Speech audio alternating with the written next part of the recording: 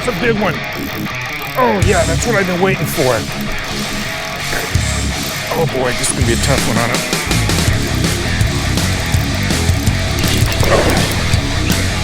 Nice fish. Oh boy.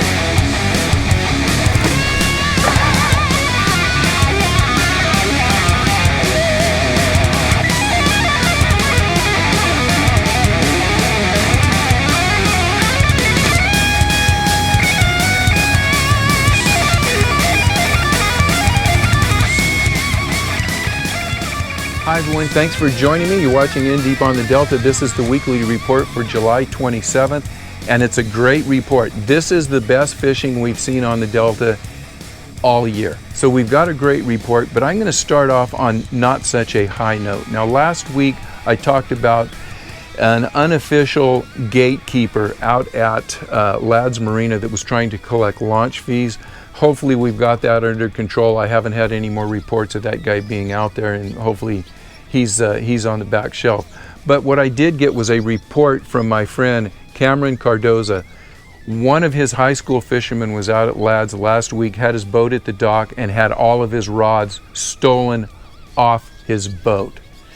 I've got a description of the car and the boat that took off out of the parking lot that made off with his rods. It was a white Tahoe, black rims, silver trailer, and a Bayliner boat. Number one, if you're watching this report and you're the guy that took those, I hope you feel real proud of yourself for stealing rods from a high school angler. If you can all just get some bad karma and send it out to whoever it was that took those rods, maybe we can have some justice come to that guy one way or another.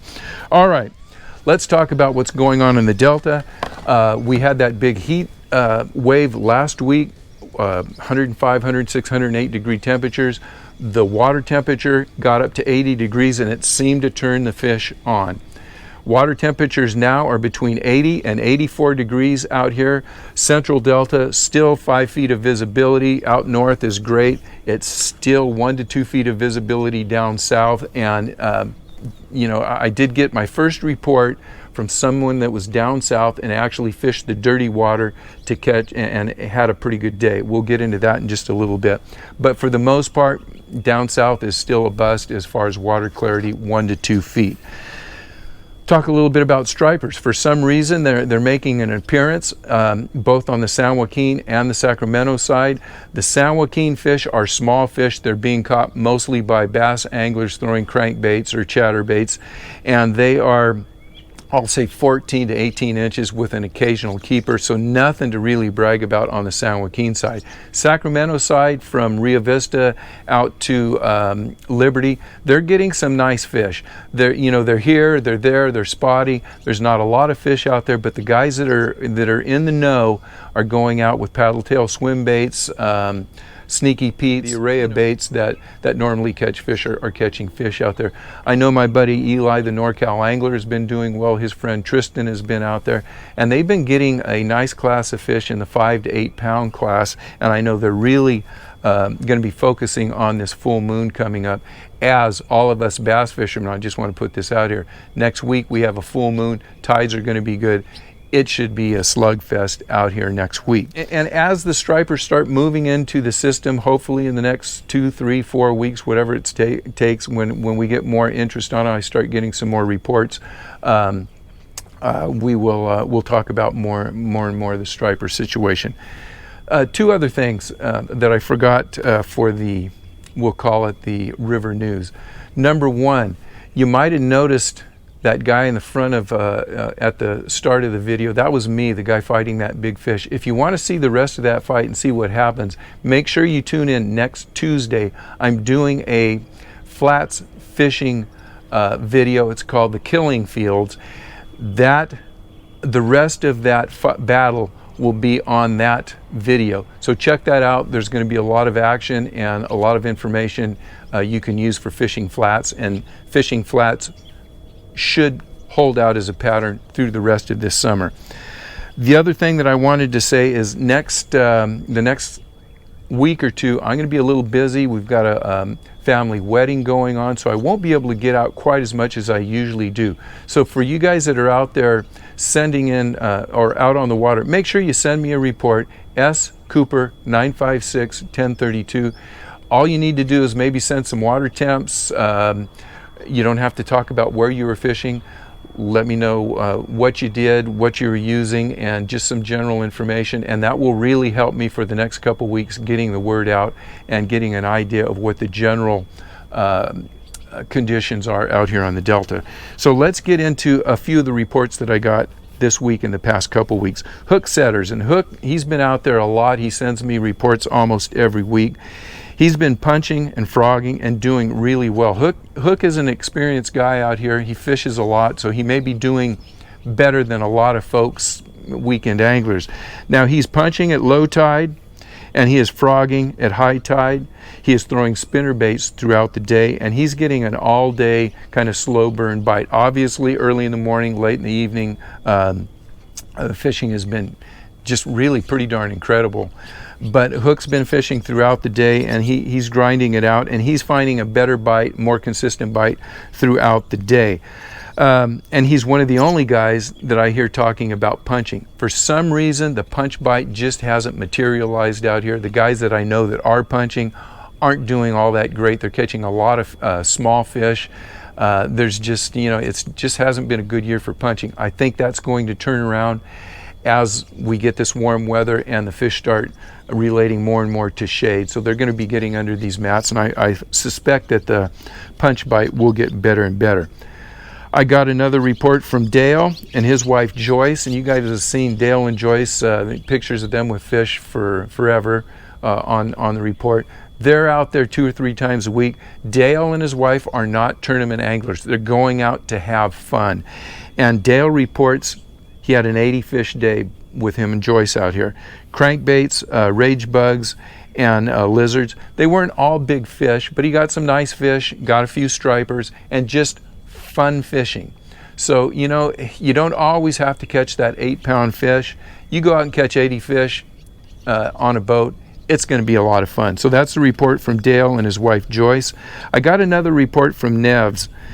He went out of B&W, and this report is from 7/25. He somehow found some 71 to 72 degree water temps. Early morning, AM, was out 5:30 to 10:30, had about a 30 fish day from about a ½ pound to 4.5 pounds. He got a lot of quality fish in that 2 to 3 pound class. He had a little wind, visibility of 2 to 4 feet on an incoming tide. Everything that he caught was on poppers and cranks. He got no fish punching and no fish frogging. So that was the report from Nevs. Let's go over the Lunker tournament, Tuesday night tournament. But 23-8 won the tournament with an 8-8 kicker. Congratulations to James and Derek. Second place, 21-6 with a big fish of 8-4. Tyler and Clay, congratulations to you guys. And I think third place was 17 pounds. That's pretty respectable weights for a short tournament. That was the Tuesday night tournament. Now Steve, who is the director, after he gets the boats out and before they come back in, he has a little chance to fish. And Steve reported out of Lazy M Marina, or Lazy, what is Lazy L Marina? Lazy M Marina. I'm getting all mixed up here. He fished locally in the dirty water and had about a 15 or 16 pound bag. That's the first report that I've had from guys fishing down south in the dirty water that actually caught fish. Now Steve caught most of his fish on worms, and he also said that the fish in the tournament, most of the guys were talking about either frogging or worming. So take that into consideration as you guys come out this week. Now, and I just want to say, it's hard for me. I have nothing against the Wednesday night tournament. It's just hard for me to get reports that aren't a week old for that tournament. So, you know, I usually do my report on Wednesday. It comes out Thursday, and obviously the Wednesday night tournament is Wednesday evening. If you want an up-to-date report on that, check out Caleb over at Bearded Bass, and I think every Friday he posts what his day was like on for fishing the tournament and the weights. So just wanted to put that out there. Nothing against the Wednesday night tournaments. It's just hard for me to get information on that. I told you I'm filming a flats video, so I have been really concentrating on fishing flats, and it's been paying off for me. I concentrate in the morning and in the evening at low light periods, and I am fishing nothing but top water baits. This week has been nice because we've had this little breeze, so when I'm fishing shallow water on flats that are 1 to 3 or 4 feet deep, that little bit of chop on the water has really helped with the top water fishing. Now the flats that I have been fishing are not way in the backs of sloughs. You know, the farther you get back, the warmer the water, more snot, more vegetation. I've been sticking to the bigger sloughs, Old River, Middle River, close to the channel. I've been fishing flats that are coming off of Thule Islands, off the points, where you get a little water movement, and that's been where the best fishing has been. I have also found that the evenings have been better for me this last week than the mornings. We'll see what happens this next week with the full moon. I'm going to try to put in at least one night and do an all-nighter next week when we have that full moon. So fishing the evenings have been really great. The baits that I have, my two favorite baits have been a whopper plopper and a bubble walker, but I'm not using the small bubble walker. The small bubble walker is an 80 size. I've been using the 128. The 80 is the small one, about just under 3 inches. The 128 is about a 5.25 inch bait, somewhere in there. It's like a big super spook. I've been getting bigger fish on the bigger bait. I've also been doing really good on a whopper plopper. I have not done well on a frog, but I have not really pushed the frog because I've been doing well on a lot of other baits. Another bait that I haven't done really well on is big wake baits. I've given them a try, and they're just not coming on to the big wake baits. I know a lot of other people that are wake bait fishermen out here have said the same thing. The fish just haven't been relating to the bigger baits just yet. My last trip, I went down from a big wake bait that was 6-7 inches down to a mega bass Sioux Witch, which is about a 5.5 inch bait, just to see if they'll take that little smaller wake bait, and still nothing on that. So with that, whopper ploppers have been, and I'm not worried about color.